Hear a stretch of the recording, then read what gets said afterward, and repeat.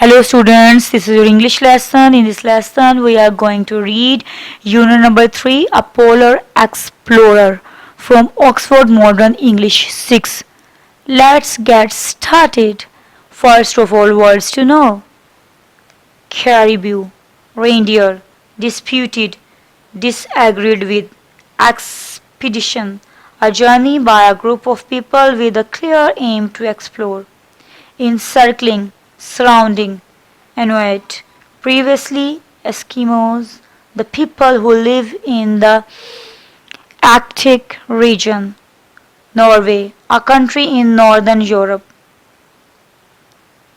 Obey, to do what you have been told to do by someone in charge.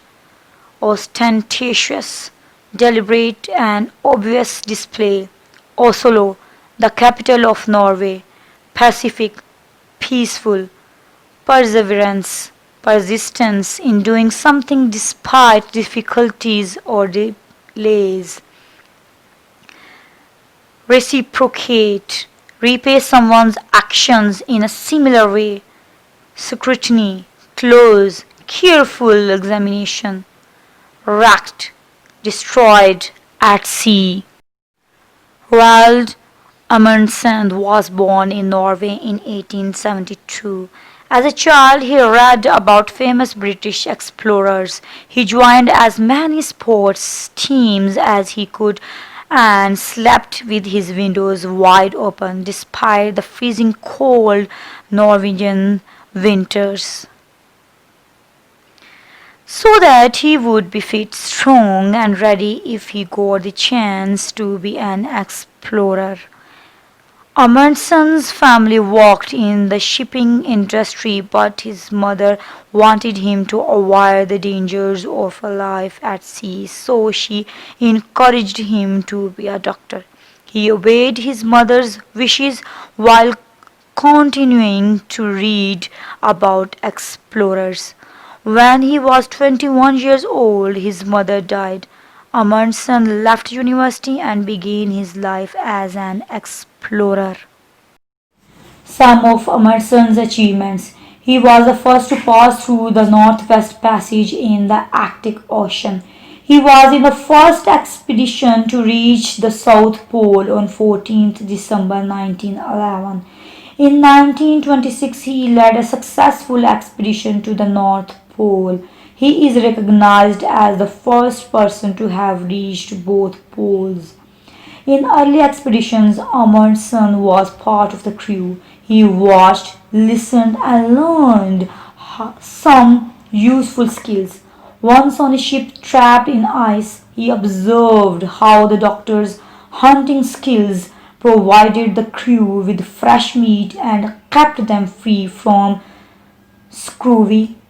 Scurvy is a disease caused by a lack of vitamin C. It can lead to illness, the loss of teeth, and death from bleeding. When he was 28 years old, Amundsen became the leader of expeditions with his own ship, GJ. The ship is still on display at the Frame Museum in Oslo. From 1903 to 1906, Amundsen took a crew of 6 men on GJ on an expedition to find a route through the Northwest Passage. The Northwest Passage is the name of the sea route through the Arctic Ocean from the Atlantic to the Pacific. Due to the very cold temperatures, the area is frozen over most of the time. For a short while each year, the ice around the land in the north of Canada can break up enough to allow vessels through. Vessels container. Gija was small enough to pass through these waters and over the shallow areas, shallow, superficial, that would have wrecked bigger ships. Wrecked, break up. During the winters, when the ship was frozen into ice, the crew watched the Inuit who lived there.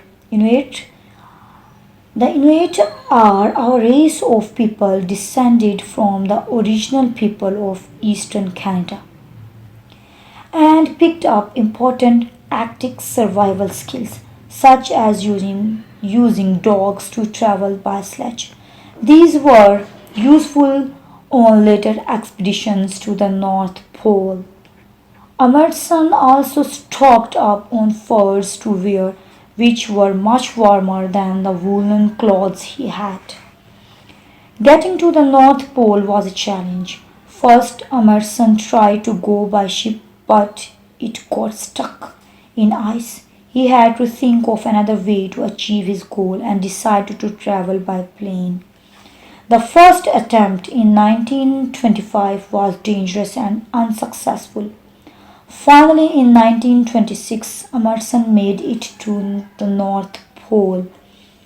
Three other people claimed separately to have gone to the North Pole before Emerson, but all of these have been disputed. Emerson's skill and perseverance made him the first person to be able to claim that he had been to both poles. He said that his successes came from proper preparation and having the appropriate equipment. Appropriate, suitable. He said victory awaits him who has everything in order.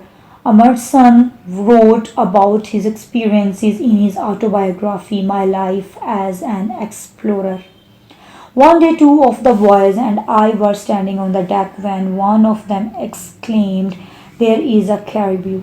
He pointed to a small black object just on the skyline of one of the encircling hills. The other man, who had the best vision of the three, looked steadfastly at the black object for a moment and then turned to his companion and said, That caribou walks on two legs. Sure enough, close scrutiny, critical observation, confirmed his quick perception. Perception, the ability to see that this was not a caribou but an Eskimo. Some other two-legged caribous joined the first until five figures were outlined against the sky. Then they advanced toward us in a body. I sent the two boys for their rifles, and then the three of us advanced to meet them. I was in the lead, and behind me came my little army of two. As the Eskimos neared us, we could see they were all armed with bows and arrows. This began to look like a ticklish situation, ticklish problematic. We had no way of knowing whether their intentions were friendly or hostile. Hostile, unfriendly.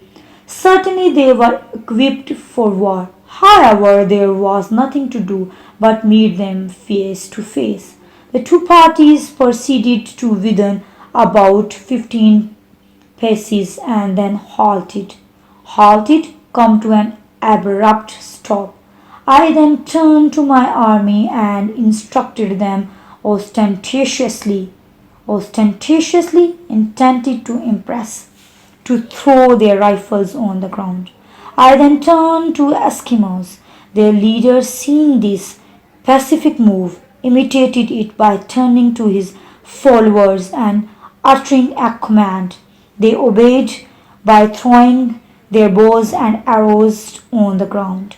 I was unarmed and advanced toward them. The Eskimo leader also came out alone. It is remarkable how correctly,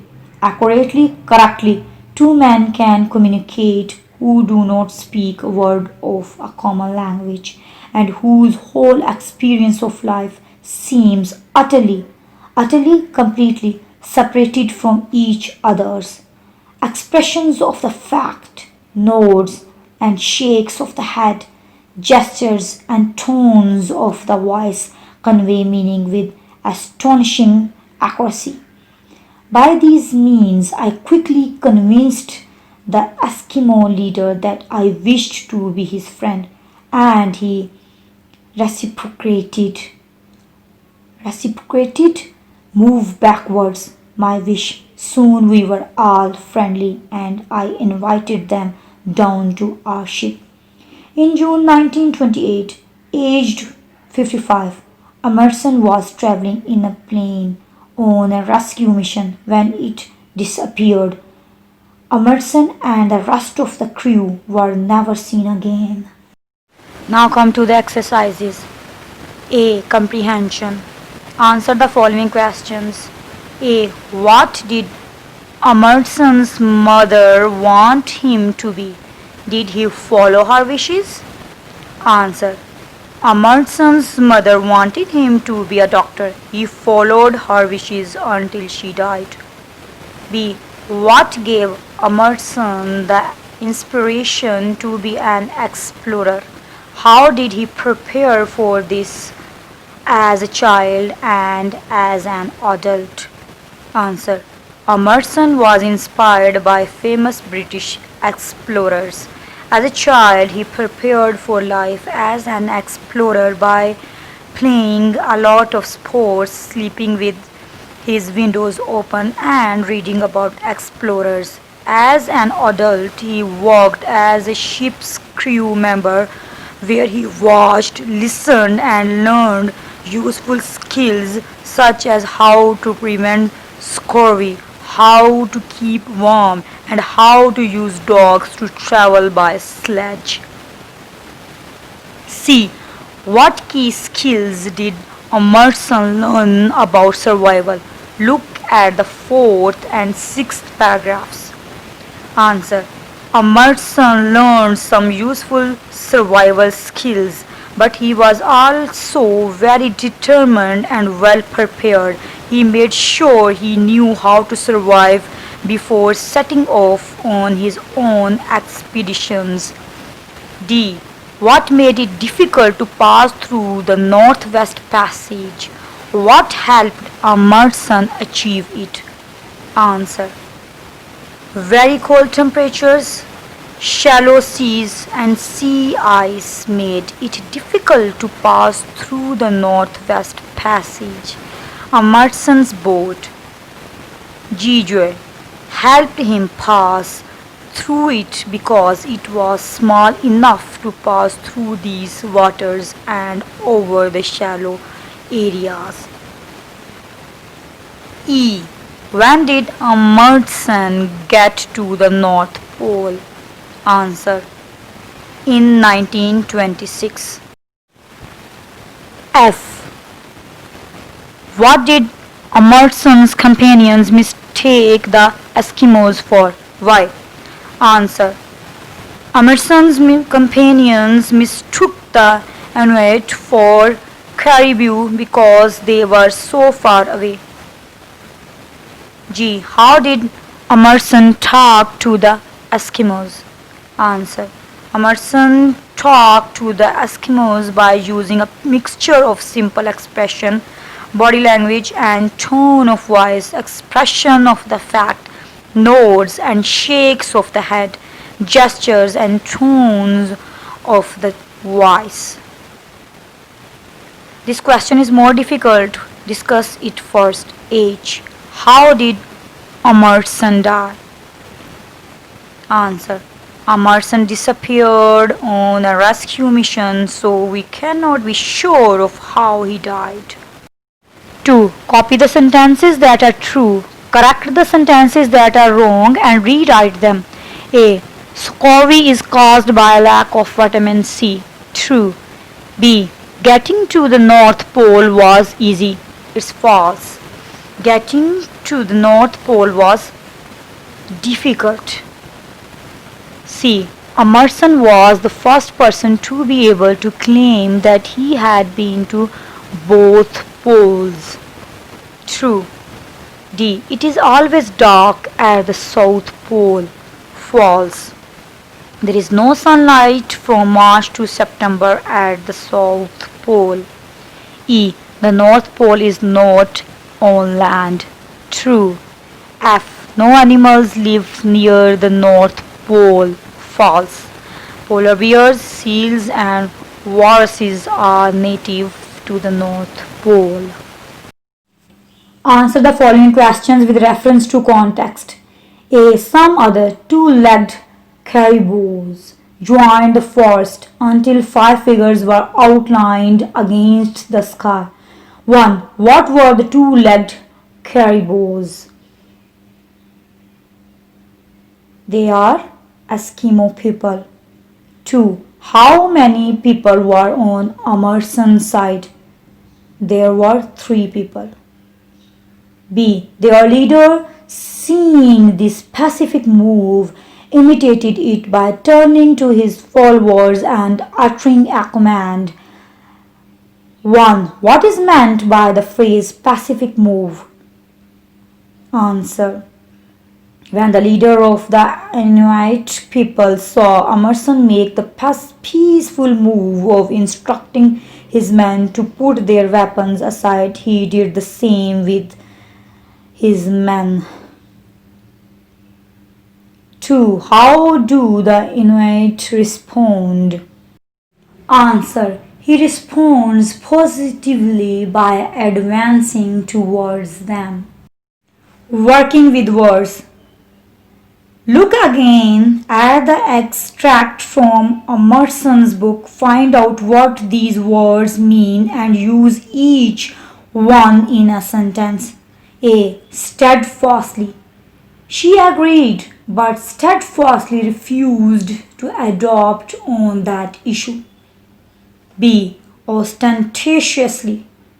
She ostentatiously exhibited her contempt for the Protestant religion. C. Pacific. It is the western terminus of the Canadian Pacific Railway. D. Reciprocate. He will reciprocate in kind. B. Working with words. You have learned these proverbs. Can you complete them? A. The early bird catches the worm. B. Look before you leap. C. Learn to walk before you run. D. Don't count your chickens before they are hatched. E. You may lead a horse to water, but you can't make it drink. Thanks for listening. For new videos, don't forget to subscribe my channel. And if you like my videos, please share and like.